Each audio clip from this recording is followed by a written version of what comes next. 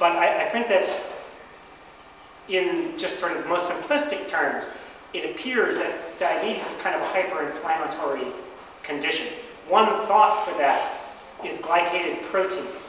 So there's protein glycation, hemoglobin, and many, essentially all other proteins subject to glycosylation.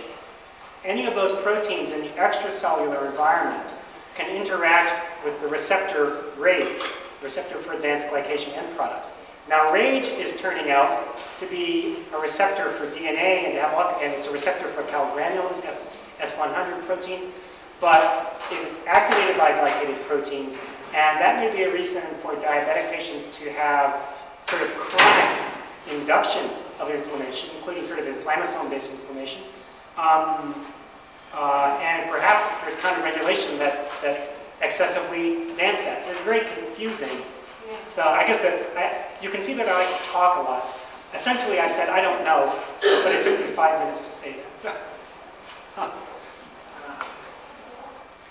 did you happen to check chemokine receptor expression? Because CXCR5, CCR5, they are very important for HIV infection. Yeah. So that's an excellent point. The brief answer is no, but we will. And I think that just to reinforce how good a point that is, I think that in immunology, it is common for scientists less thoughtful than Professor Mej to measure a cytokine without consideration of the receptor or without consideration of the complexity of post-receptor signal regulatory proteins. So I don't think you can look at any one individual cytokine and say anything. If you want to look at a chemokine, you need to look at its receptors, and you need to look not only at how their expression is regulated, but how their signal transduction is regulated. So all of those things I think are well worth studying. And I had imagined that the reason dendritic cells weren't arriving in the lung was because the lung matrix, extracellular matrix proteins, were being glycated, and that dendritic cells were interacting with glycated collagen and maybe getting trapped in the interstitium and not getting into the airspace. I still like that idea. We'll still look at it. But as Clarice has produced more data about the signal hypothesis, it's important for us to look not only that the signal is being generated, but also at the capacity of the cells to respond to the receptor. I have one more practical aspect. How much percentage of your animals were chronic and how much percentage were acute?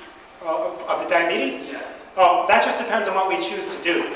So the nice piece about using streptozotocin is we can inject it one time, and we've got the dosing just right. The mice become permanently hyperglycemic. They do not become ketoacidotic, and then we choose the time point to infect them.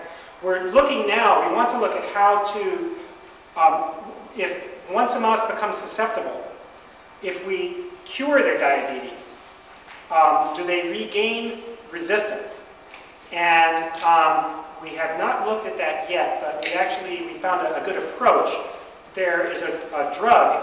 It's a little bit like streptozotocin. You know, streptozotocin was a drug that was in development by a drug company. I forgot what the application was supposed to be, but they discovered to their horror, after they spent millions of dollars, that it destroyed beta cells. So they couldn't use it as a drug, but it's great for producing diabetes. Another company was looking at recombinant insulins to mix most of the insulin that are used now in clinical practice are recombinant. They discovered one mutation that made an insulin receptor antagonist.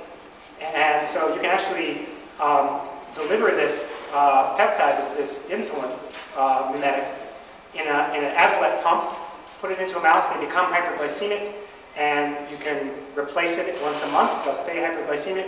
You can take the pump out, and they're cured. So we're probably going to try to use that approach. We were going to do islet cell transplants, which we will do as if necessary.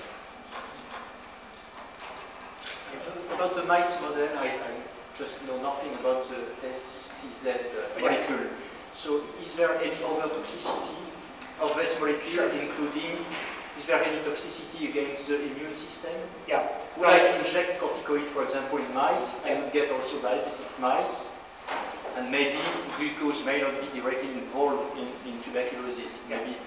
So what about the STZ molecule? So there are off-target effects. They're quite relatively limited. We give the drug only one time, and the mice that we're seeing are susceptible, we're infecting them months later. And the mice that get treated with STZ and then infected